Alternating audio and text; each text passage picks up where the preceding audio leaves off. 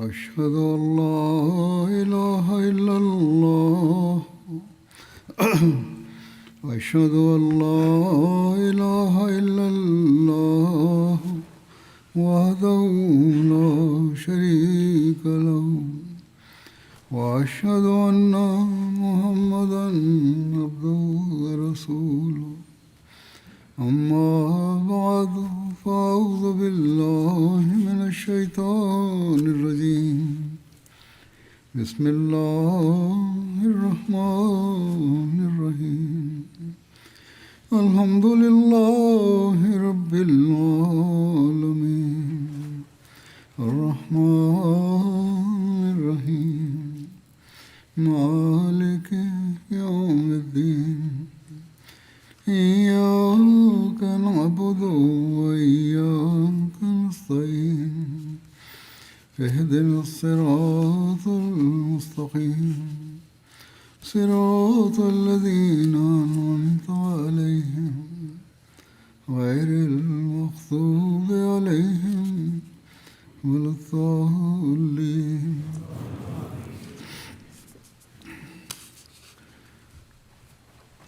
నేను గత ఒక ఖుత్బాలో మహాప్రవక్త సల్లల్లాహు అలైహి వసల్లం జీవిత చరిత్రకు సంబంధించి దైవ ప్రేమ పట్ల వారికున్న ఆసక్తిని ప్రస్తావించాను. నేడు కూడా దానికి సంబంధించిన మరికొన్ని విషయాలను వివరిస్తాను.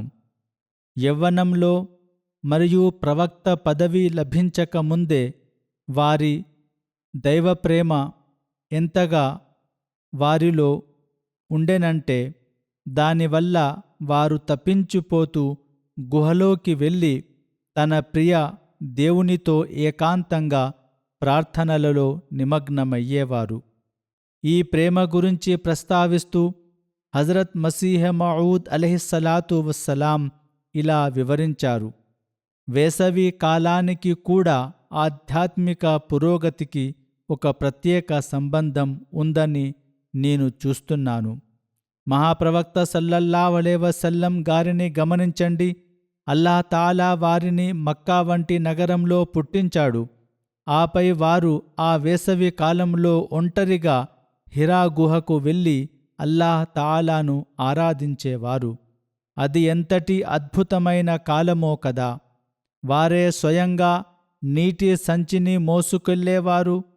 అసలు విషయం ఏమిటంటే, ఎప్పుడైతే అల్లాహ్తో అనుబంధం, ఆసక్తి ఏర్పడుతుందో అప్పుడు లోకం మరియు లోకవాసుల పట్ల ఒక రకమైన విముఖత, అయిష్టత కలుగుతుంది. సహజంగానే ఏకాంతం, రహస్య ప్రార్థనల పట్ల ఇష్టం పెరుగుతుంది.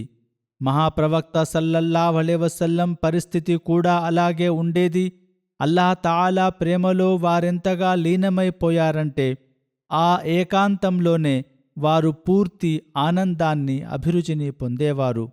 ఎటువంటి సౌకర్యాలు లేని, వెళ్ళడానికి భయం కలిగే అటువంటి ప్రదేశంలో వారు ఎన్నో రాత్రులు ఒంటరిగా గడిపేవారు. దీనివల్ల వారెంతటి సాహసవంతులో, ధైర్యవంతులో కూడా తెలుస్తుంది. దేవునితో సంబంధం బలంగా ఉన్నప్పుడు ధైర్యం కూడా దానంతట అదే వస్తుంది. అందుకే విశ్వాసి ఎప్పుడూ పిరికివాడు కాడు. లోకవాసులు పిరికివారుగా ఉంటారు. వారిలో నిజమైన సాహసం ఉండదు. దైవంతో అనుబంధం ఎంత బలంగా ఉంటే అటువంటి వారు ఏకాంతాన్ని మరియు రహస్యాన్ని అంతగా ఇష్టపడతారని విన్నప్పుడు కొందరు ఇలా అభ్యంతరం వ్యక్తం చేస్తుంటారు: అయితే ఈ ప్రవక్తలకు మరియు దైవదూతలకు భార్య బిడ్డలు ఎందుకు ఉంటారు? వారికి ఏకాంతం అంతగా ఇష్టమైతే వారు పెళ్ళిళ్ళు ఎందుకు చేసుకుంటారు? కుటుంబాలను ఎందుకు కలిగి ఉంటారు? వారెందుకు బజార్లలో తిరుగుతారు మరియు తిండి తింటారు? సాధారణ మనుషుల్లా జీవిస్తారు. పవిత్ర ఖురాన్లో కూడా దీని గురించి ప్రస్తావించబడింది. కానీ విచారకరమైన విషయం ఏమిటనగా, ఇటువంటి అభ్యంతరాలు వ్యక్తం చేసేవారు ఒక విషయాన్ని ఆలోచించరు.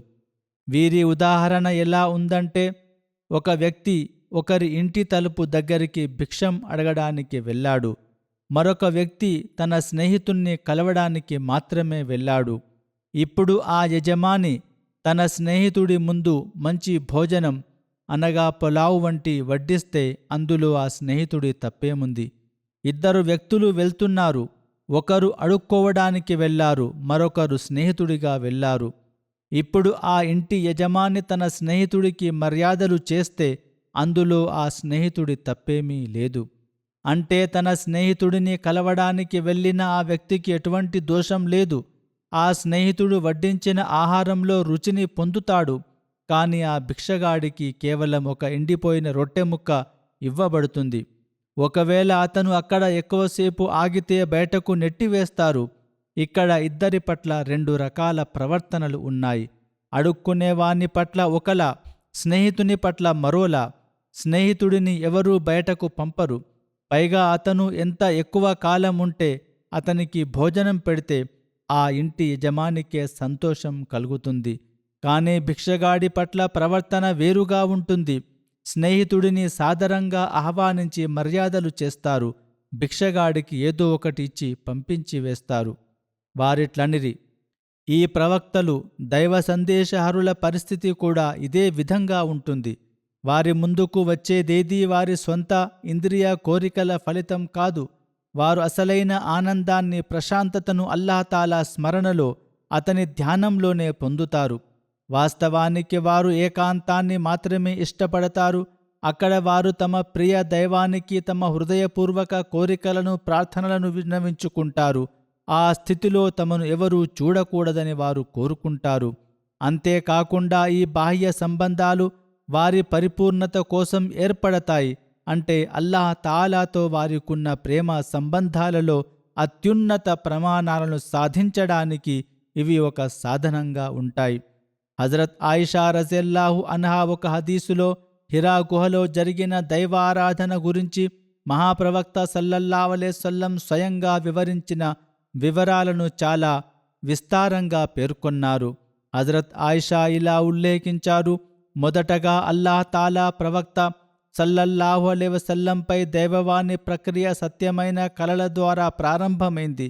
వారు ఏ కల కన్నా అది తెల్లవారుజామున ఉదయించే సూర్యుడిలా అత్యంత స్పష్టంగా నిజమయ్యేది. ఆ తర్వాత వారికి ఏకాంతం పట్ల ఆసక్తి పెరిగింది. వారు హిరా గుహలో ఒంటరిగా ఉంటూ దైవారాధన చేసేవారు. తమ కుటుంబ సభ్యులను కలవాలనే కోరిక కలగక ముందే వారు కొన్ని రాత్రుల పాటు అక్కడే ఉండి ఆరాధన పూర్తి చేసేవారు. దీనికోసం వారు తమ వెంట కొంత ఆహార పదార్థాలను తీసుకువెళ్లేవారు. ఆ తర్వాత కొంతకాలానికి హజరత్ ఖదీజా రజల్లాహు తాలా అన్హా వద్దకు తిరిగి వచ్చి మళ్ళీ మరికొన్ని రాత్రుల కోసం అవసరమైన ఆహారాన్ని వెంట తీసుకుని వెళ్ళేవారు. చివరకు వారు హిరా గుహలో ఉన్న సమయంలోనే వారి వద్దకు సత్యమనగా దైవవాణి వచ్చింది. ఒక దేవదూత వారి వద్దకు వచ్చి చదువు అని అన్నాడు. దానికి వారు నాకు చదువు రాదని సమాధానమిచ్చారు. అల్లాహ్ ప్రవక్త సల్లల్లాహు అలైహి వసల్లం స్వయంగా వివరించినట్లు హజరత్ ఆయిషా ఇట్లు చెబుతున్నారు: ఆ దూత నన్ను పట్టుకొని ఎంత గట్టిగా హత్తుకున్నాడంటే నా శక్తి అంతమైపోయినట్లు అనిపించింది. ఆ తర్వాత నన్ను వదిలి మళ్ళీ చదువు అన్నాడు. నాకు చదవడం రాదు అన్నాను. రెండోసారి కూడా అతను నన్ను పట్టుకుని గట్టిగా అదిమినప్పుడు నేను స్పృహ కోల్పోయినంత పని అయింది. మళ్ళీ నన్ను వదిలి చదువు అన్నాడు. మూడోసారి కూడా అతను నన్ను గట్టిగా హత్తుకుని వదిలి ఇలా అన్నాడు: ఇక్రా బిస్మి రబ్బికల్లజీ ఖలక్, ఖలకల్ ఇన్సాన మిన్ అలక్, ఇక్రా వరబ్బుకల్ అక్రమ్. అనగా, నిన్ను సృష్టించిన నీ ప్రభువు నామముతో అతడు మనిషిని ఒక గడ్డకట్టిన రక్తపు ముద్ద నుండి సృష్టించాడు, చదువు. నీ ప్రభువు అత్యంత గౌరవనీయుడు, దయామయుడు. ఈ సూక్తులను తీసుకుని అల్లాహ్ ప్రవక్త సల్లల్లాహు అలైహి వసల్లం గుహ నుండి వెనుదిరిగారు. వారు హజరత్ ఖదీజా వద్దకు వచ్చేసరికి వారి హృదయం భయంతో కొట్టుకుంటోంది. వారు హజరత్ ఖదీజాతో నాకు దుప్పటి కప్పండి అని అన్నారు. వారు ప్రవక్త గారిపై కప్పిన తర్వాత కాసేపటికి భయం తగ్గింది. అప్పుడు వారు జరిగిన ఉదంతం అంతా హజరత్ ఖదీజాకు వివరించి, నా ప్రాణానికి ఏదైనా ముప్పు వాటిల్లుతుందేమోనని నేను భయపడుతున్నానని అన్నారు. దానికి హజరత్ ఖదీజా ఇలా అన్నారు: ఖచ్చితంగా అలా జరగదు. అల్లాహ్ సాక్షిగా అతడు మిమ్మల్ని ఎన్నటికీ అవమానపరచడు. ఎందుకంటే మీరు బంధుత్వాలను కలుపుతారు, అసహాయుల భారాన్ని మోస్తారు, అంతరించిపోతున్న సద్గుణాలను పునరుద్ధరిస్తారు, అతిథి మర్యాదలు చేస్తారు, సత్యం కోసం పడే కష్టాలలో అందరికీ సహాయపడతారు. ఎన్ని కష్టాలు ఎదురైనా మీరు ఎల్లప్పుడూ సత్యానికే అండగా నిలిచారు.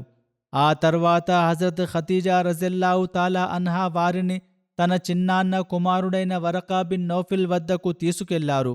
అతను అసద్ బిన్ అబ్దుల్ ఉజ్జా కుమారుడు. వరకా అజ్ఞాన కాలంలోనే క్రైస్తవ మతాన్ని స్వీకరించారు. ఆయనకు హిబ్రూ భాషలో రాయడం చదవడం వచ్చు. అల్లాహ్ కోరుకున్న మేరకు ఆయన ఇంజీల్లోని భాగాలను హిబ్రూలో రాసేవారు. ఆ సమయానికి ఆయన బాగా వృద్ధుడై దృష్టిని కూడా కోల్పోయారు. హజ్రత్ ఖదీజా ఆయనతో, ఓ నా సోదరా, మీ సోదరుని కుమారుడు చెప్పేది వినండి అన్నారు. ఓ నా సోదరుని కుమారుడా, నువ్వు ఏమి చూశావని వరక అడిగారు. అప్పుడు దైవ ప్రవక్త సల్లల్లాహు అలైహి వసల్లం తాను చూసిన విషయాలన్నిటినీ వివరించారు. అది విన్న వరక ఇలా అన్నారు, ఈయన అల్లాహ్ తాలా హజరత్ మూసాపైకి పంపిన అదే దైవ సందేశాన్ని మోసుకొచ్చే దేవదూత. అయ్యో, ఆ కాలంలో నేను యవ్వనంలో ఉంటే ఎంత బాగుండేది. దీనిపై అల్లాహ్ ప్రవక్త సల్లల్లాహు అలైహి వసల్లం ఆశ్చర్యంతో, నీ జాతి ప్రజలు నిన్ను నీ నగరం నుండి వెళ్ళగొట్టే సమయంలో నేను ప్రాణాలతో ఉంటే ఎంత బాగుండేది. దీనిపై దైవ ప్రవక్త సల్లల్లాహు అలైహి వసల్లం ఆశ్చర్యంతో, ఏమిటి, వారు నన్ను వెళ్ళగొడతారా అని అడిగారు. వరకా ఇలా సమాధానమిచ్చారు, అవును, నువ్వు తెచ్చినటువంటి సందేశాన్ని ఏ మనిషి తెచ్చినా ఖచ్చితంగా అతని పట్ల శత్రుత్వం వహించడం జరిగింది. ఒకవేళ నేను నీ కాలాన్ని చూడగలిగితే నేను నడుము బిగించి నీకు పూర్తి స్థాయిలో సహాయం చేస్తాను. ఆ తర్వాత కొద్ది కాలానికే వరక మరణించారు. కొంతకాలం పాటు దైవవాణి ప్రక్రియ నిలిచిపోయింది. హజ్రత్ మసీహ్ మౌద్ అలైహిస్సలాతు వస్సలాం ఈ విధంగా ఉపదేశించారు. అసలు విషయం ఏమనగా, పవిత్ర ఖుర్ఆన్ బోధనల ప్రకారం మనకు తెలిసేది ఏమిటంటే, ఒకవైపు అల్లాహ్ తాలా పవిత్ర ఖుర్ఆన్లో తన ఉదారత, కరుణ, కృప, దయా గుణాలను వివరిస్తూ తాను రహ్మాన్ అనగా అత్యంత దయాశీలి అని వ్యక్తపరుస్తాడు. మరోవైపు అల్లైసా లిల్ ఇన్సాని ఇల్లా మా సఆ అని బోధించాడు. అనగా మనిషి దేనికోసం ప్రయత్నిస్తాడో అది మాత్రమే అతనికి లభిస్తుంది. వల్లజీన జాహదూ ఫీనా లనహదియన్నహుం సుబులనా, అనగా ఎవరైతే మమ్మల్ని చేరుకోవడానికి ప్రయత్నిస్తారో, పోరాటం చేస్తారో వారికి నిశ్చయంగా మా మార్గాల వైపు రావడానికి మేము తోడ్పాటునిస్తాము. అల్లాహ్ తాలా ఈ విధంగా బోధిస్తూ తన అనుగ్రహాన్ని ప్రయత్నం, పట్టుదలపై ఆధారపడి ఉంచాడు. అంటే మీరు ప్రయత్నిస్తేనే, పోరాటం చేస్తేనే ఆ అనుగ్రహం లభిస్తుంది. ఇంకా ఆయన అలైహిస్సలాం ఇలా సెలవిచ్చారు, ఈ విషయంలో అనుచరుల జీవనశైలి మనకొక గొప్ప ఆదర్శం, ఉత్తమ మాదిరి. అనుచరుల జీవితాలను పరిశీలించి చూడండి. వారు కేవలం సాధారణ నమాజుల ద్వారానే ఆ ఉన్నత స్థానాలను పొందారా? లేదు, వారు దేవుని ప్రసన్నతను పొందడం కోసం తమ ప్రాణాలను సైతం లెక్క చేయలేదు. వారు దేవుని మార్గంలో గొర్రెలు, మేకల వలె త్యాగం అయిపోయారు. అప్పుడే వారికి ఆ గొప్ప హోదా లభించింది. అనుచరులు దైవ ప్రవక్త సల్లల్లాహు అలైహి వసల్లం సాంగత్యంలో దైవ ప్రేమను పొందేందుకు ప్రయత్నించారు. దానికోసం ప్రతి త్యాగానికి సిద్ధపడ్డారు, త్యాగాలు చేశారు కూడా. అప్పుడే వారు అల్లాహ్ తాలా తమపై ప్రసన్నుడయ్యే ఆ ఉన్నత హోదాను పొందారు.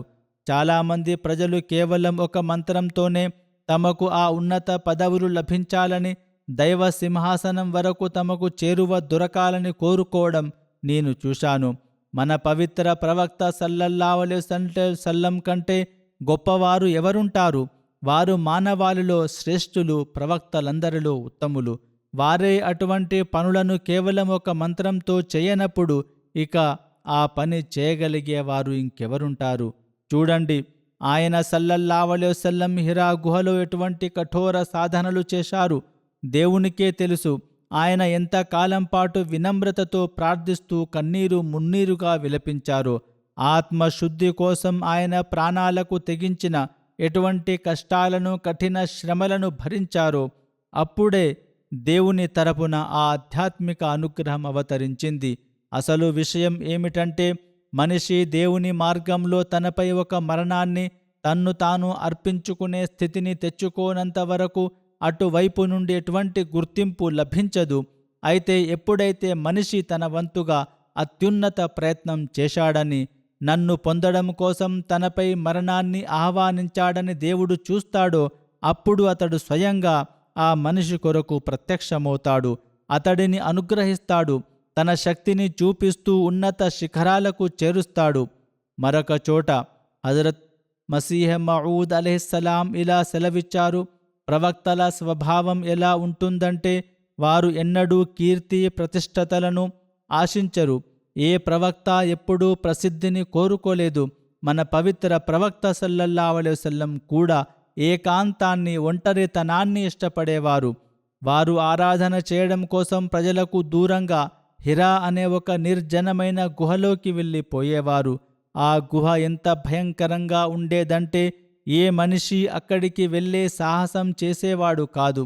కానీ వారు ఆ స్థలాన్ని ఇష్టపడడానికి కారణం భయం వల్ల అయినా సరే ఎవరూ అక్కడికి రాకూడదనే. మీరు సంపూర్ణ ఏకాంతాన్ని కోరుకున్నారు, కీర్తిని అస్సలు ఇష్టపడలేదు. కానీ అల్లాహ్ తాలా నుండి ఇలా ఆజ్ఞ వచ్చింది, యా అయ్యుహల్ ముద్దస్సిర్ కుమ్ ఫఅన్జిర్, అనగా ఓ గొంగడి కప్పుకున్నవాడా లెమ్ము, ప్రజలను హెచ్చరించు. ఈ ఆజ్ఞలో ఒక రకమైన ఒత్తిడి కనిపిస్తుంది. వారికెంతో ఇష్టమైన ఆ ఏకాంతాన్ని ఇప్పుడు వదిలిపెట్టమని అల్లాహ్ ఆజ్ఞాపించాడు. అల్లాహ్ పట్ల వారి ప్రేమ, వారి ఆధ్యాత్మిక పోరాటం శిఖరానికి చేరుకున్నప్పుడు అల్లాహతాలా తన చివరి శాసనాన్ని వ్యాపింపజేయడానికి వారిని ప్రపంచంలోకి పంపాడు. వారు అలైహిస్సలాం ఇంకా ఇలా సెలవిచ్చారు, ఇది అల్లాహ్ పట్ల ఉన్న ప్రేమ, అనురాగం మాత్రమే కాదు, ఒక గొప్ప తపస్సు కూడా. దీనివల్లనే అల్లాహ్ వారిని అపరిమితంగా అనుగ్రహించాడు. ప్రతి మనిషి తన స్థాయికి తగినట్లుగా ప్రయత్నం చేయనంత వరకు అల్లాహ్ను చేరుకోవడం కష్టం. అల్లాహ్ ప్రేమలో పవిత్ర ప్రవక్త సల్లల్లాహు అలైహి వసల్లం నమాజుల స్థితి ఎలా ఉండేదంటే ముతర్రిఫ్ తన తండ్రి ద్వారా ఇలా ఉల్లేఖించారు, నేను దైవ ప్రవక్త సల్లల్లాహు అలైహి వసల్లం వద్దకు వచ్చినప్పుడు ఆయన నమాజ్ చదువుతున్నారు. ఆయన ఎద నుండి ఉడుకుతున్న కుండలో నుండి వచ్చే శబ్దం వంటి ధ్వని వస్తుంది. ఆయన ఎంత తీవ్రంగా ఏడుస్తూ రోదిస్తూ ప్రార్థించేవారంటే అది కుండలో నీరు మరుగుతున్నట్లుగా అనిపించేది. ఇదే విధంగా హజరత్ ఆయిషా రజల్లాహు అన్హా ఒక ఉల్లేఖనలో ఇలా తెలిపారు, దీనిని నేను గత ఖుతుబాలో కూడా ప్రస్తావించాను. వారెంతగా ఆరాధన చేసేవారంటే నిలబడి నమాజ్ చదవడం వల్ల వారి పాదాలు వాచిపోయేవి. హజరత్ ముస్లిం మఊద్ రజల్లాహు అన్హు ఒక చోట పవిత్ర ప్రవక్త సల్లల్లాహు అలైహి వసల్లం గారి ప్రేమ, ఆరాధనల గురించి వివరిస్తూ ఇలా సెలవిచ్చారు, దీని గురించి గతంలో కొంత వివరించాను, కానీ మరిన్ని వివరాలు ఇక్కడ ఉన్నాయి. దీని ద్వారా అల్లాహ్ పట్ల వారికున్న అపారమైన ప్రేమ, అనురాగం మరింత స్పష్టమవుతుంది.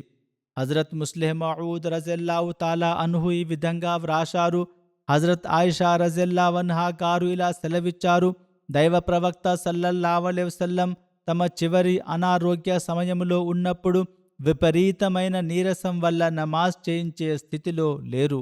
అందువల్ల వారు నమాజ్ చేయించమని హజరత్ అబూబకర్ రజల్లాహు అన్హు గారిని ఆదేశించారు. హజరత్ అబూబకర్ రజల్లాహు అన్హు నమాజ్ చేయించడం ప్రారంభించిన తర్వాత హజరత్ ముహమ్మద్ సల్లల్లాహు అలైహి వసల్లం కొంచెం ఉపశమనం పొంది నమాజు కోసం బయటకు వచ్చారు. హజరత్ ఆయిషా రజల్లాహు అన్హా ఇలా ఉల్లేఖించారు, హజరత్ అబూబకర్ గారికి ఆదేశం ఇచ్చిన తర్వాత అనారోగ్యం కొంచెం తగ్గినట్లు అనిపించడం వారు ఇద్దరు వ్యక్తుల భుజాల సహాయంతో నమాజు కోసం బయటకు నడిచారు. ఆ సమయంలోని దృశ్యం నా కళ్ళ ముందు కదులుతోంది. తీవ్రమైన నొప్పి కారణంగా ప్రవక్త పాదాలు నేలకు రాసుకుంటూ సాగుతున్నాయి. వారు మసీదుకు చేరుకున్నప్పుడు హజరత్ అబూబకర్ రజల్లాహు అన్హు వెనక్కి జరగాలని నిశ్చయించుకున్నారు. కానీ దైవ ప్రవక్త సల్లల్లాహు అలైహి వసల్లం ఆయన ఉద్దేశాన్ని గ్రహించి అక్కడే ఉండని సైగ చేశారు. ఆ తర్వాత ప్రవక్త గారిని ముందుకు తీసుకురాగా వారు హజరత్ అబూబకర్ పక్కన కూర్చున్నారు. అప్పుడు పవిత్ర ప్రవక్త సల్లల్లాహు అలైహి వసల్లం నమాజ్ ప్రారంభించారు. హజరత్ అబూబకర్ ప్రవక్త గారిని అనుసరిస్తూ నమాజ్ చేయగా మిగిలిన ప్రజలందరూ హజరత్ అబూబకర్ను అనుసరిస్తూ నమాజ్ చేశారు. ఈ హదీసు ద్వారా మనకు తెలిసేదేమనగా, వారికెంతటి ప్రాణాంతకమైన అనారోగ్యం ఉన్నప్పటికీ వారు అల్లాహ్ తాలా స్మరణను ఎన్నడూ మరవలేదు.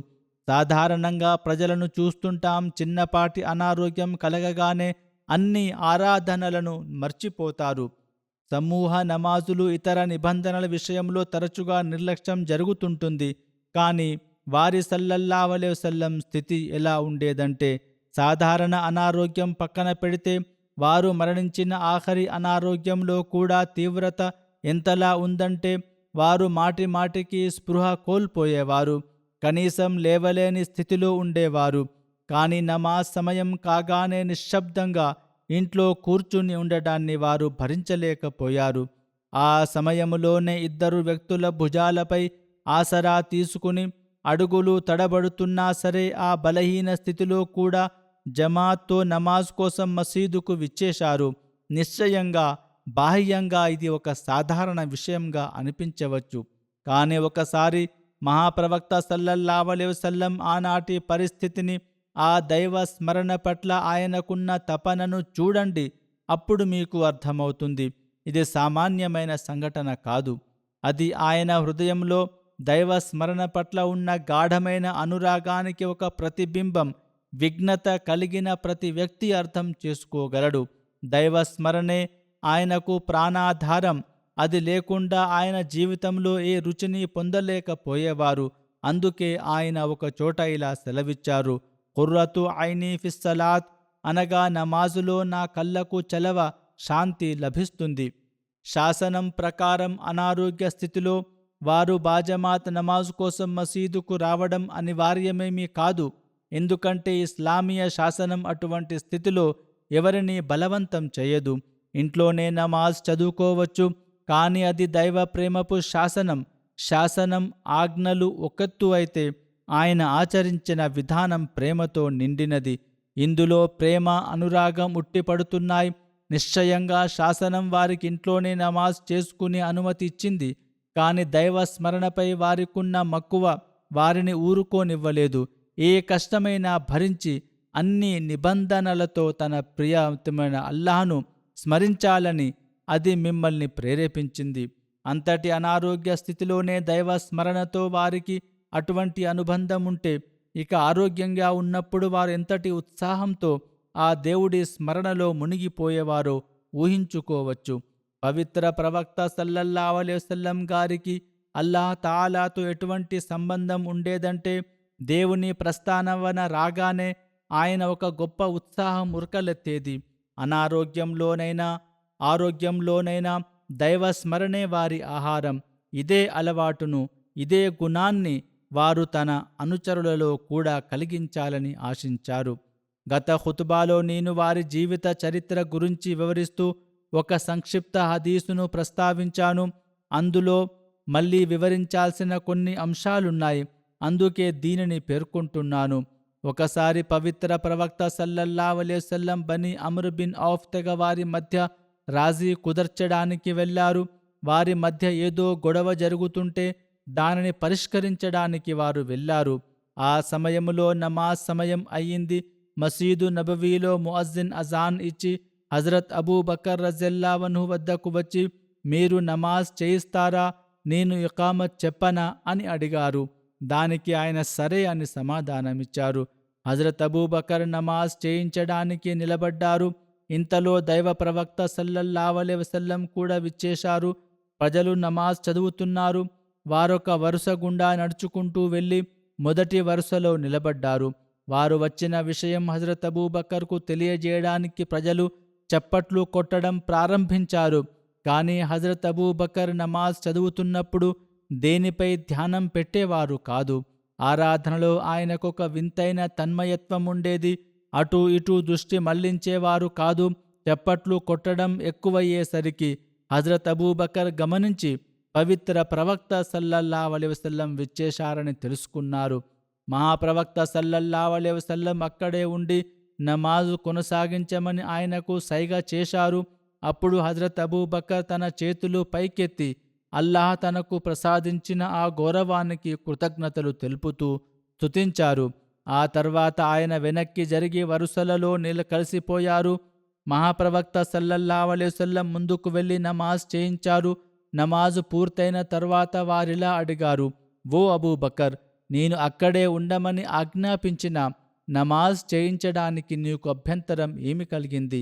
దానికి హజరత్ అబూబకర్ ఇలా సమాధానమిచ్చారు: అబూ కహాఫా కుమారుడికి దైవ ప్రవక్త ముందు నిలబడి నమాజ్ చేయించే అంత స్థాయి ఎక్కడిది? ఆ తర్వాత వారు సల్లల్లాహు అలైహి వసల్లం ప్రజల వైపు తిరిగి ఇలా ఉపదేశించారు: మీరు అంతగా చప్పట్లు కొట్టడం నేను చూశాను. నమాజ్ మధ్యలో ఏదైనా సంకేతం ఇవ్వాల్సి వస్తే సుబ్హానల్లా అని అనాలి. ఎవరైనా సుబ్హానల్లా అని అంటే సహజంగానే అటువైపు ధ్యానం మళ్తుంది. చప్పట్లు కొట్టడం అనేది మహిళల పని. హజరత్ ముస్లిం మౌద్ రజల్లాహు అన్హు ఇలా వ్రాశారు: ఈ హదీసు ద్వారా మరెన్నో పాఠాలు లభించినప్పటికీ ఇక్కడ నేను కేవలం ఒక విషయం వైపు దృష్టి మళ్లించాలనుకుంటున్నాను. అదేమిటంటే మహాప్రవక్త సల్లల్లాహు అలైహి వసల్లం జీవితాంతం ఒకటే ప్రయత్నం ఉండేది. ఏ విధంగానైనా సరే ప్రజలు నాలుకలపై దేవుని నామం నిరంతరం ఉచ్చరించాలి. వారు స్వయంగా దైవ స్మరణలో ఎంతగా మునిగిపోయేవారో ఈ విషయం ఇప్పటికీ వివరించబడింది. కానీ ఈ హదీసు ద్వారా తెలిసేది ఏమిటనగా వారు ప్రతి ఒక్కరి నాలుకపై అవే పదాలను చూడాలని ఆశించేవారు. ఇప్పుడు మనల్ని మనం సమీక్షించుకోవాలి. దైవ ప్రవక్త సల్లల్లాహు అలైహి వసల్లం తన అనుచరుల నుండి ఆశించినట్లుగా మన హృదయాల్లో కూడా అల్లాహ్ తాలా ఆలోచన ప్రతి క్షణము ఉంటుందా? మన హృదయాల్లో అంతటి తపన ఉందా? లేక మనం కేవలం మన లౌకిక ప్రయోజనాల కోసమే నమాజుల వైపు, దైవ స్మరణ వైపు మొగ్గు చూపుతున్నామా? సాధారణ పరిస్థితుల్లో దేవుడిని మర్చిపోతున్నామా? ఆయన రజల్లాహు అన్హు ఇంకా ఇలా వ్రాశారు: మహాప్రవక్త సల్లల్లాహు అలైహి వసల్లం దైవ స్మరణ అధికంగా చేయాలని కోరుకున్నట్లు తెలిపే అనేక సంఘటనలున్నాయి. తుమ్మినప్పుడు, భోజనం ప్రారంభించేటప్పుడు, భోజనం ముగించిన తర్వాత, పడుకునేటప్పుడు, నిద్ర లేచినప్పుడు, నమాజుల తర్వాత, ఏదైనా పెద్ద పని చేసేటప్పుడు, వుజూ చేసేటప్పుడు, ఇలా దాదాపు ప్రతి పనిలోనూ వారు ప్రజలను దైవ స్మరణ వైపు మళ్లించారు. దీన్ని బట్టి వారు స్వయంగా దైవ స్మరణలో నిమగ్నమై ఉండడమే కాకుండా ఇతరులు కూడా అలాగే ఉండాలని కోరుకునేవారని రుజువవుతుంది. ఇది దేవునిపై వారికున్న అపారమైన ప్రేమకు నిదర్శనం. హజరత్ ముస్లిం మౌద్ రజల్లాహు అన్హు ఇంకా ఇలా వ్రాశారు: నేను చాలా మందిని చూశాను. వారు కొంచెం ప్రార్థన చేయగానే అహంకారిగా మారిపోతారు. కొన్ని రోజుల నమాజులు లేదా ఆరాధనల తర్వాత వారు తమను తాము గొప్పగా భావించడం మొదలు పెడతారు. ప్రపంచమంతా వారి దృష్టిలో అల్పంగా కనిపిస్తుంది. వారు పెద్ద పెద్ద వ్యక్తులను కూడా లెక్క చేయరు. సరే కదా, అల్లాహ్ తాలాపై కూడా తాము ఏదో ఉపకారం చేసినట్లు భావిస్తారు. నఊజు బిల్లా. మేము అతన్ని ఆరాధించాము కాబట్టి దేవుడు మాకు రుణపడి ఉండాడని అనుకుంటారు. అంతటి తీవ్ర స్థాయికి చేరని వారిలో కూడా చాలామందిలో ఒక రకమైన గర్వం రావడం గమనించాం. ఆరాధన చేసిన తర్వాత కూడా వినమ్రతతో ఉంటూ తమ ఆరాధనలను గోప్యంగా ఉంచి దైవ ప్రేమను కూడా దాచి ఉంచుతూ మమ్మల్ని ఆరాధించే వారిగా చేసినందుకు ఇది అల్లాహ్ చేసిన ఉపకారమని భావించేవారే అసలైన సజ్జనుల సమూహం. మంచి పనులు అంటే ఏమిటి అని చాలామంది అడుగుతుంటారు. నేటి కాలంలోని పిల్లలు, యువకులు కూడా తరచుగా అల్లాహ్ మనపై ప్రసన్నుడయ్యాడని మనకెలా తెలుస్తుందని ప్రశ్నిస్తుంటారు. అల్లాహ్ తాలా ప్రసన్నత కేవలం మంచి పనులు చేయడం ద్వారా మరియు అవి కేవలం దేవుని కోసమే చేసినప్పుడు లభిస్తుంది. దీనిని మనిషి తనను తాను స్వయంగా సమీక్షించుకోవచ్చు. దీనికోసం బయటి వ్యక్తుల తీర్పు అవసరం లేదు. తాను చేస్తున్న మంచి పనులు కేవలం దేవుని కోసమే అయితే అవి నిశ్చయంగా అల్లాహకు ఇష్టమైనవని మనిషి స్వయంగా అర్థం చేసుకోగలడు. హజరత్ ముస్లిం మౌద్ రజల్లాహు తాలా అన్హు ఇలా వ్రాశారు: పుణ్యాత్ములకు నాయకుడు, ప్రవక్తలందరికీ శిరోమణి అయిన హజరత్ ముహమ్మద్ సల్లల్లాహు అలైహి వసల్లం స్థితి ఎలా ఉంటుందో దీనిని బట్టి అర్థం చేసుకోవచ్చు. వారు సమస్త సద్గుణాల సమాహారం, పుణ్యకార్యాలకు మూలాధారం. ఏదో అహంకారం కోసమో లేదా గొప్పతనం కోసమో ఆరాధన చేయడం పక్కన పెడితే వారు దేవుని బానిసత్వంలో ఎంతగా మునిగిపోయేవారంటే ఆరాధన చేస్తున్న కొద్దీ దేవుని పట్ల వారికున్న తపన మరింత తీవ్రమయ్యేది. వారు చేసిన ఆరాధనల విషయంలో దేవుడు తమకు రుణపడి ఉన్నాడని భావించడానికి బదులుగా, ఓ అల్లా, ఈ ఆరాధన చేసే భాగ్యం నాకు కలిగిందంటే అది నీ కృప వల్లే అని వారే దేవునికి రుణపడి ఉన్నట్లు వినమ్రంగా భావించేవారు. వారి ఆరాధన నిరంతరంగా సాగేది. కొంత సమయం ఆరాధనలో గడిపిన తరువాత, అల్లాహ్ నాకు ఈ భాగ్యం ప్రసాదించినందుకు అల్లాహ్కు ఎంతో రుణపడి ఉన్నాను, ఈ ఉపకారానికి కృతజ్ఞతలు తెలుపుకోవడం చాలా అవసరమని భావించేవారు. ఆ కృతజ్ఞతా భావంతో ఉప్పొంగిపోయి మళ్లీ ఆరాధనలో మునిగిపోయేవారు. కృతజ్ఞతలు తెలుపుకోగలగడం కూడా దేవుని అనుగ్రహం లేనిదే సాధ్యం కాదు. కావున ఆ కృతజ్ఞతను కూడా దేవుడు చేసిన మరొక ఉపకారంగా భావించేవారు. ఈ విధంగా వారిలో దైవ స్మరణ పట్ల ఉన్న మక్కువ పరాకాష్ఠకు చేరుకునేది.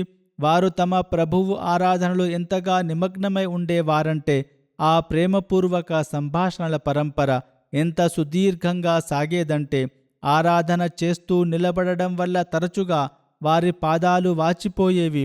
అనుచరులు, ఓ అల్లాహ్ ప్రవక్త, మీ పాపాలు క్షమించబడ్డాయి కదా, ఇక ఇంతటి కఠోర ఆరాధన అవసరం మీకేమిటని అడిగేవారు.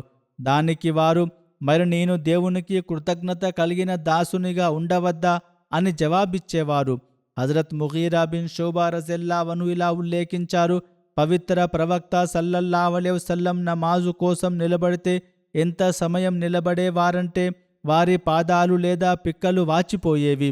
ప్రజలు ఎందుకు ఇలా చేస్తున్నారని అడిగినప్పుడు కూడా వారు అదే జవాబిచ్చేవారు, నేను కృతజ్ఞుడనైన దాసునిగా ఉండవద్దా అని. అల్లాహ్, అల్లాహ్, ఇది ఎటువంటి ప్రేమ, ఎటువంటి అనురాగం! దైవ స్మరణలో నిలబడితే తన శరీరంపై కూడా స్పృహ ఉండేది కాదు. రక్తం కిందివైపు ప్రవహించి పాదాలు వాచిపోయేవి. కానీ ఆ ప్రేమ దృష్టిని అటువైపు వెళ్ళనిచ్చేది కాదు. చుట్టుప్రక్కల వారు వారి బాధను చూసి విలవిలలాడిపోతూ, ఎందుకు మిమ్మల్ని మీరు ఇంత కష్టానికి గురి చేసుకుంటున్నారు? మీ ఆరోగ్యం గురించి, విశ్రాంతి గురించి కూడా ఆలోచించాలి కదా అని అడిగితే వారు, కానీ ప్రజలను కలవరపరిచి ఆ నొప్పి వారిపై ఏ ప్రభావం చూపేది కాదు. ఆరాధనలో అలసత్వం వహించడానికి బదులుగా అతడు నాపై ఇంతటి అనుగ్రహం చూపిస్తున్నప్పుడు, ఇంతటి ప్రేమతో నన్ను చూసుకుంటున్నప్పుడు, ఆ ఉపకారానికి బదులుగా నేను అతని నామాన్ని స్మరించకుండా ఉంటానా? అతని ప్రార్థనలో లోటు చేస్తానా అని పలికేవారు. ఆ పవిత్ర హృదయంలోని నిష్కల్మషమైన భావాలను ఈ సమాధానం ఎంతగా ఆవిష్కరిస్తుందో చూడండి. దైవ స్మరణ పట్ల ఇటువంటి తపన మరెవరి హృదయంలో ఉంటుంది? మరే జాతికి చెందిన పెద్దలైనా ఇటువంటి నిష్కల్మషతను చూపగలరా? అయితే వారు స్వయంగా ఇలా చేయడమే కాకుండా తన సమాజం కూడా అలాగే ఉండాలని ఆశించారు. తర్వాత హజరత్ ముస్లిం మౌద్ రజల్లాహు అన్హు ఇదే క్రమంలో ఇలా వివరించారు, వారు తమ పనుల్లో ఎలా నిమగ్నమై ఉండేవారంటే కేవలం ప్రార్థన చేసి మిగిలిన పనులు వదిలివేయలేదు. వారు రాత్రంతా ఆరాధన కోసం నిలబడి రోజంతా నిద్రపోయేవారు కాదు. అలా అయితే ఆ తపన, నిమగ్నత తెలిసేది కాదు. రోజంతా కూడా వారు దైవనామాన్ని వ్యాపింపజేయడంలో, అతని ఆజ్ఞలను అమలు చేయడంలో నిమగ్నమై ఉండేవారు. 5 పూటల నమాజులకు స్వయంగా నాయకత్వం వహించేవారు. దూర ప్రాంతాల నుండి వచ్చే ప్రతినిధులను, రాయబారులను కలుసుకొని వారి సమస్యలను వినేవారు. యుద్ధాల్లో స్వయంగా సైన్యాధిపతిగా ఉండేవారు. అనుచరులకు పవిత్ర ఖురాన్ బోధించేవారు. న్యాయమూర్తిగా ప్రజల మధ్య తలెత్తే గొడవలను రోజంతా పరిష్కరించేవారు. సంపద, బైతుల్మాల్ నిర్వహణ, దేశ పరిపాలన, ఇస్లాం ధర్మ ప్రచారం, భార్యల హక్కులను నెరవేర్చడం, ఆపై ఇంటి పనుల్లో సైతం పాలు పంచుకోవడం, ఇవన్నీ వారు రోజంతా చేసేవారు. ఇన్ని పనులు చేసిన తర్వాత అలసిపోయి పడకపై పడిపోయి సూర్యోదయం వరకు లేవకుండా ఉండడానికి బదులుగా వారు మాటిమాటికి నిద్రలేచి కూర్చునేవారు. అల్లాహ్ తాలాని కీర్తిస్తూ స్తుతిస్తూ ఉండేవారు. అర్ధరాత్రి దాటిన తర్వాత నిద్రలేచి వుజూ చేసుకుని నలుదిక్కులా నిశ్శబ్దం, ఏకాంతం ఆవరించి ఉన్న వేళ తన అల్లాహ్ సన్నిధిలో అత్యంత వినమ్రతతో నిలబడేవారు. పవిత్ర ఖురాన్ పఠిస్తూ ఎంత సమయం నిలబడేవారంటే వారి పాదాలు వాచిపోయేవి. ఇంకా హజరత్ అబ్దుల్లా బిన్ మస్ఊద్ రజల్లాహు అన్హు ఇలా ఉల్లేఖించారు, ఒకసారి నేను కూడా ఆయనతో కలిసి నమాజ్ చదవడానికి నిలబడ్డాను. కానీ అదెంత సుదీర్ఘంగా సాగిందంటే నేను నమాజ్ వదిలిపెట్టి వెళ్ళిపోదామన్నంత పని అయ్యింది. ఎందుకంటే నా పాదాలు ఇక ఆ బరువును మోయలేకపోయాయి. అంత సమయం నిలబడడం నా శక్తికి మించిన పని అయింది. ఈ మాటలు చెప్పిన వ్యక్తి అబ్దుల్లా బిన్ మసూద్ అప్పట్లో యువకుడు. వయస్సులో మహాప్రవక్త సల్లల్లాహు అలైహి వసల్లం కంటే చాలా చిన్నవాడు. దీన్ని బట్టి మనం అర్థం చేసుకోవచ్చు, వృద్ధాప్యంలో ఉన్న, రోజంతా కఠినమైన పనుల్లో నిమగ్నమై ఉన్న వారి సాహసం, ప్రేమావేశం ఎంత తీవ్రంగా ఉండేవంటే వారితో పోలిస్తే అస్సలు పని లేని దృఢమైన యువకులు సైతం వారితో కలిసి నిలబడలేక అలసిపోయేవారు. ఈ ఆరాధన ఎందుకు చేసేది? ఏ కారణం చేత వారు ఈ కష్టాన్ని ఓర్చుకునేవారు? కేవలం వారొక గొప్ప కృతజ్ఞత గల దాసుడు కావడమే అందుకు కారణం. అల్లాహ్ తాలా చేసిన ఉపకారాలను చూసి వారి హృదయం ప్రతి క్షణము అతని స్మరణ వైపు మొగ్గు చూపేది. ఇది అల్లాహ్ తాలాపై వారికున్న నిరుపమానమైన ప్రేమ.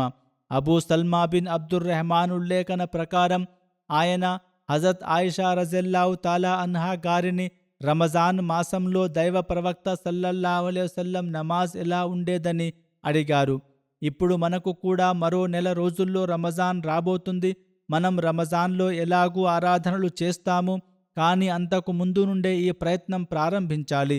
ఏది ఏమైనా హజరత్ ఆయిషా రజల్లాహు తాలా అన్హా ఇలా సమాధానమిచ్చారు: దైవ ప్రవక్త సల్లల్లాహు అలైహి వసల్లం రమజాన్లోనైనా లేదా ఇతర మాసాలలోనైనా తహజ్జుద్ నవాఫిల్ 11 రకాతుల కంటే ఎక్కువ చదివేవారు కాదు. ఆ నమాజ్ ఎలా ఉండేదంటే, మొదట ఆయన 4 రకాతులు చదివేవారు. ఆ నమాజ్ అందం, దాని నిడివి గురించి నన్ను అడగకండి, అంత అద్భుతంగా సుదీర్ఘంగా ఉండేది. ఆ తర్వాత మళ్ళీ 4 రకాతులు చదివేవారు.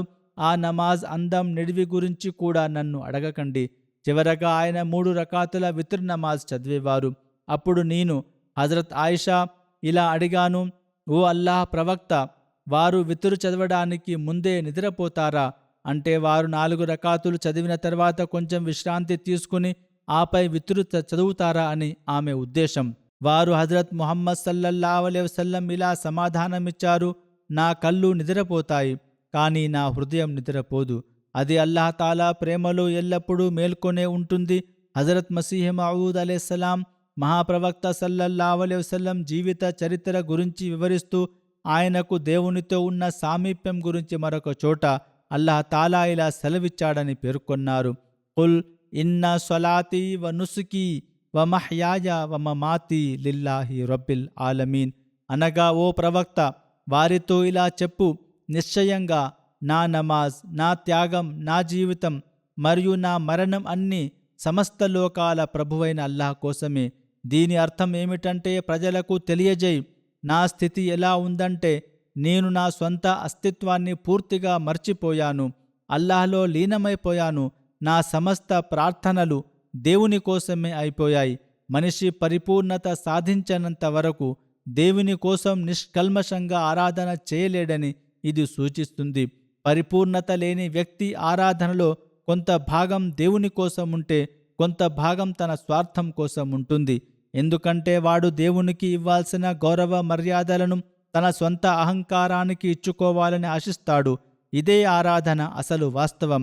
ఇదే విధంగా ఇటువంటి వాని ఆరాధనలో కొంత భాగం సృష్టి కోసం కూడా ఉంటుంది. ఎందుకంటే దేవునికి మాత్రమే దక్కాల్సిన గొప్పతనాన్ని, అధికారాన్ని వాడు సృష్టికి కూడా ఆపాదిస్తాడు. అందుకే వాడు దేవుడిని పూజిస్తున్నట్లు కనిపిస్తూనే తన అహాన్ని, సృష్టిని కూడా పూజిస్తుంటాడు. ఇంకా చెప్పాలంటే లౌకికమైన అల్ప కారణాలను కూడా తన ఆరాధనలో భాగం చేస్తాడు. దేవుని సంకల్పం, విధి ముందు ఈ భౌతిక సాధనలకే అధికారం ఉందని నమ్ముతాడు. కాబట్టి తన స్వార్థాన్ని గాని, సృష్టిని గాని, భౌతిక సాధనాలను గాని దేవుని గొప్పతనంలో భాగస్వాములుగా చేసేవాడు దేవుని నిజమైన ఆరాధకుడు కాలేడు. నిజమైన ఆరాధకుడు ఎవరంటే, సమస్త మహిమలను, గొప్పతనాన్ని, సకలాధికారాలను కేవలం అల్లాహ్కే ఇచ్చేవాడు. ఆరాధనలో ఏకత్వ ఈ స్థాయికి చేరుకున్నప్పుడే మనిషి నిజమైన ఆరాధకుడు అనిపించుకుంటాడు. అటువంటి వ్యక్తి నోటితో లా ఇలాహ ఇల్లల్లా అనగా అల్లాహ్ తప్ప మరెవరూ ఆరాధుడు లేడు అని పలకడమే కాకుండా తన కర్మ ద్వారా, తన ఆరాధన ద్వారా కూడా దేవుని ఏకత్వానికి సాక్ష్యమిస్తాడు. పైన పేర్కొన్న సూక్తి ద్వారా మహాప్రవక్త సల్లల్లాహు అలైహి వసల్లం పరిపూర్ణ స్థాయి వైపు సంజ్ఞ చేయబడింది. ప్రజలతో చెప్పు, నా సమస్త ఆరాధనలు దేవుని కోసమే. నా ఆరాధనలో నా స్వార్థానికి కానీ, సృష్టికి కానీ, భౌతిక సాధనాలకు కానీ ఎటువంటి భాగం లేదు అని అర్థం. ఆ తర్వాత నా త్యాగం కూడా దేవుని కోసమే, నా జీవనం మరియు నా మరణం కూడా దేవుని కోసమే అని సెలవియ్యబడింది. అరబిక్ భాషలో నసీకా అంటే త్యాగం అని అర్థమని గుర్తుంచుకోవాలి.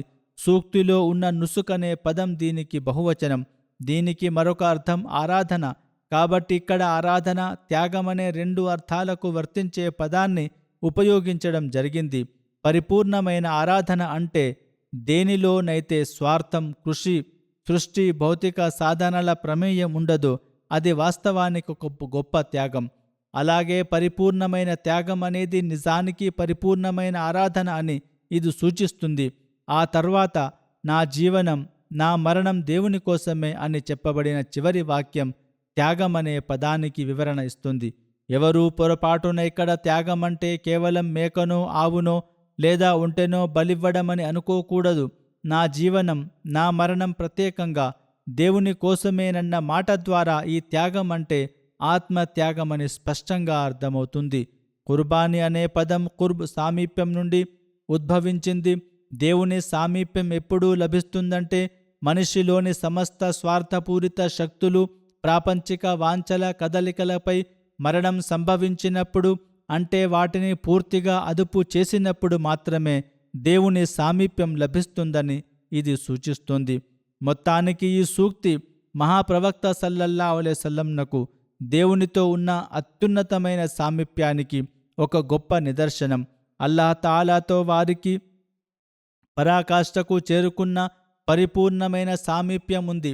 మహాప్రవక్త సల్లల్లాహు అలైహి వసల్లం దేవుని ప్రేమలో ఎంతగా లీనమైపోయారంటే వారి జీవితంలోని ప్రతి శ్వాస, వారి మరణం కేవలం దేవుని కోసమే అయిపోయాయని ఈ సూక్తి తెలియజేస్తుంది. వారి అస్తిత్వంలో స్వార్థానికి, సృష్టికి లేదా లౌకిక సాధనాలకు ఇసుమంతైన చోటు మిగలలేదు.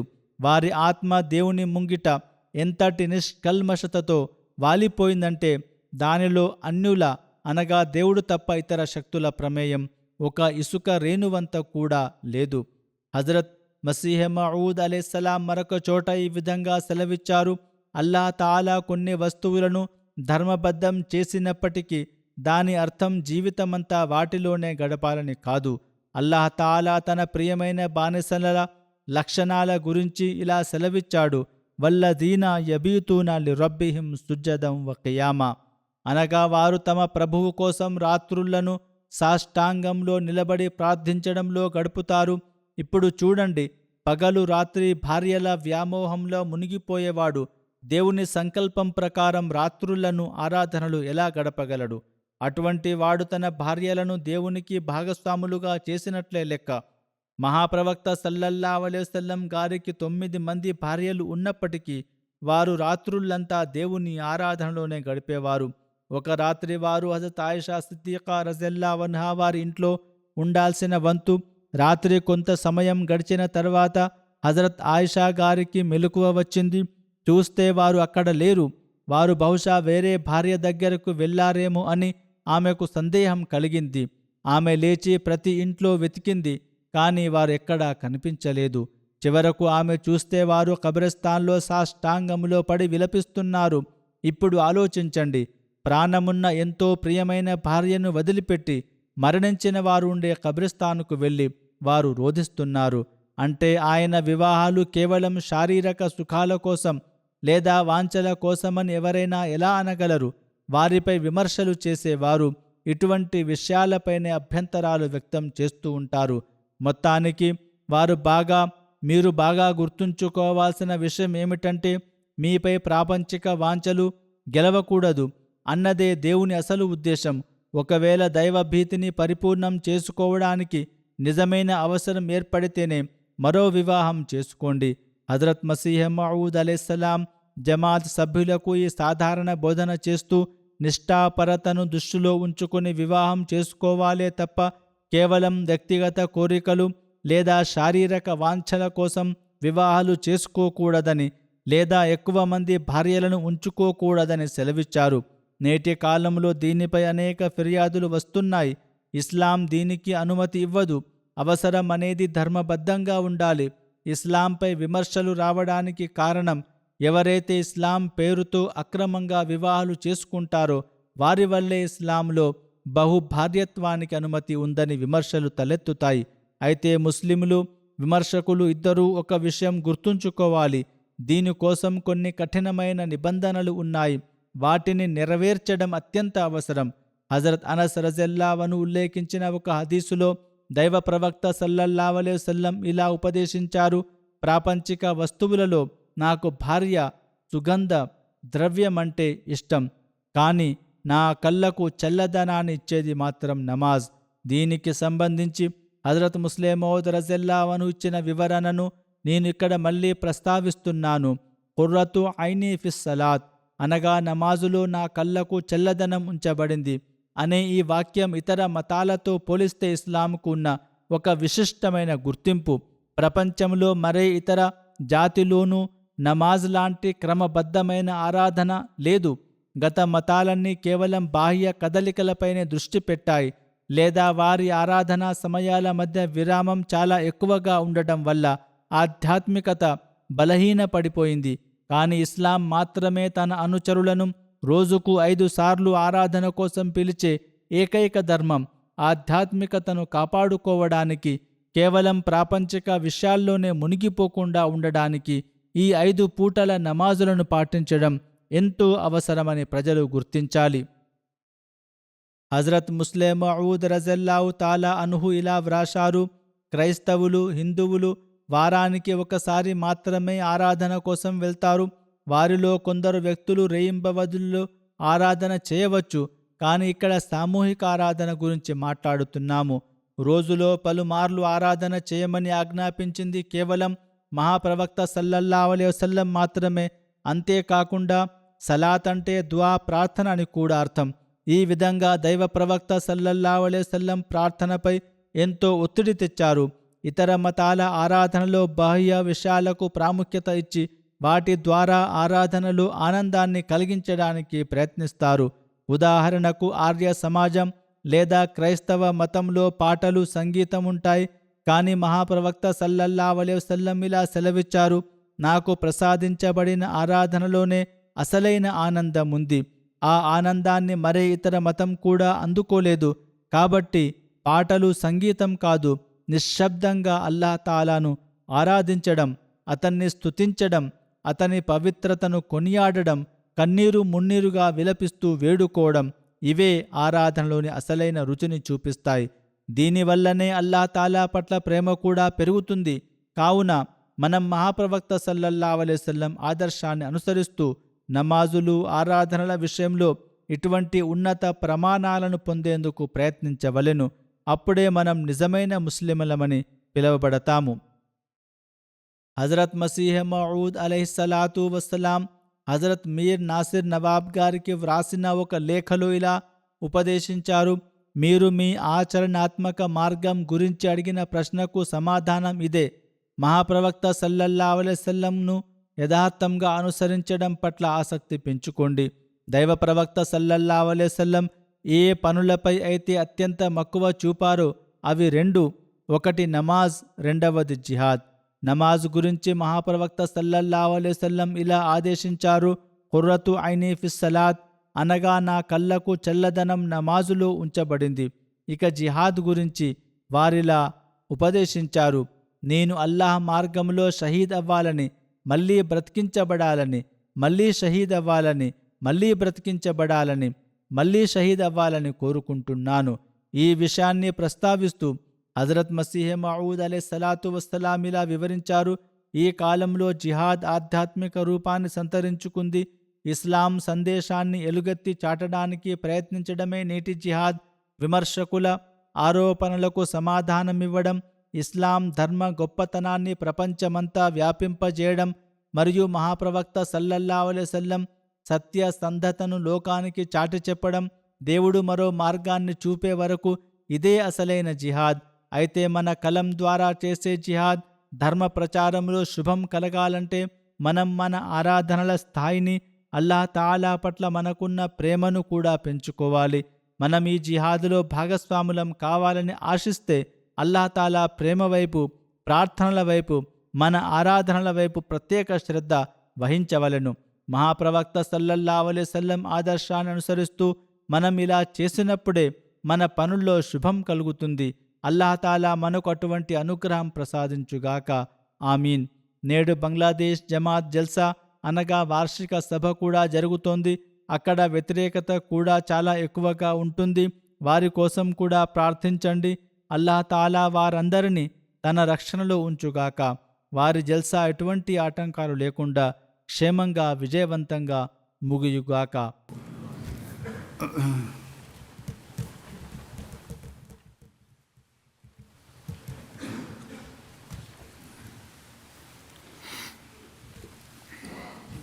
Alhamdulillah, alhamdulillah, nahmaduhu wa nasta'inuhu wa nastaghfiruhu wa nu'minu bihi wa natawakkalu alayhi wa na'udhu billahi min shururi anfusina wa min sayyiati a'malina. Man yahdihillahu fala mudilla lahu ومن يضلل فلا هادي له ونشهد أن لا إله إلا الله ونشهد أن محمدا عبده ورسوله. عباد الله رحمكم الله إن الله يأمر بالعدل والإحسان وإيتاء ذي القربى وينهى عن الفحشاء والمنكر والبغي يعظكم لعلكم تذكرون. اذكروا الله يذكركم وادعوه يستجب لكم ولذكر الله أكبر.